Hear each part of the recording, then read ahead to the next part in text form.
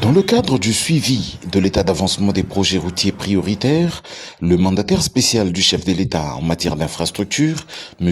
Martin Kabouya Moulamba, a effectué une tournée d'inspection sur l'axe Mbujimaï-Mweneditu-Kanyama. Conduit par le directeur provincial de l'Agence congolaise des grands travaux, Gilbert Kapoukou, assisté des missions de contrôle et celles de surveillance, il a parcouru les 137 km du lot 1 et les 21 km du tronçon allant de la ville de Mweneditu à la rivière Louilou.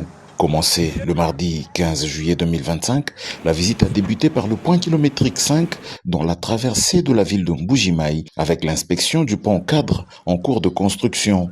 À hauteur du PK72, les travaux sur cette partie du projet avancent avec la mise en œuvre de la couche de base en concassé 031. Le mandataire spécial s'est ensuite dirigé vers la ville de Mweneditu où l'entreprise CREC6 est active à partir du PK124, notamment avec les travaux de construction des caniveaux en maçonnerie de moellon.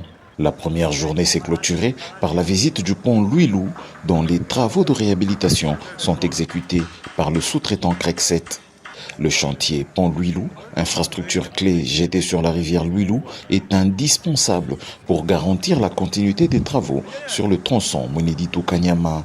Ici, les travaux de renforcement ont été lancés le 16 juin 2025 et ont été prévus pour une durée de 45 jours avec une échéance au 31 juillet 2025.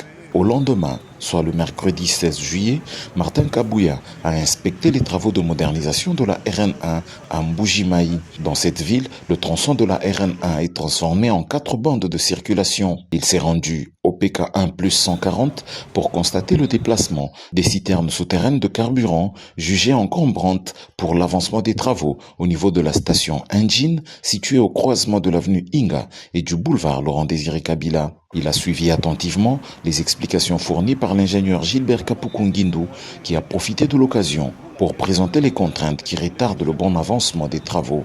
C'est notamment la présence de la ligne moyenne tension de la Société nationale d'électricité. Dans la foulée, Martin Kabouya s'est engagé à intervenir rapidement pour lever ces obstacles. Au terme de cette mission de 2 jours, le mandataire spécial du chef de l'État en matière des infrastructures s'est dit satisfait des travaux pilotés par l'ACGT dans les provinces du Kasaï oriental et de la Lomami.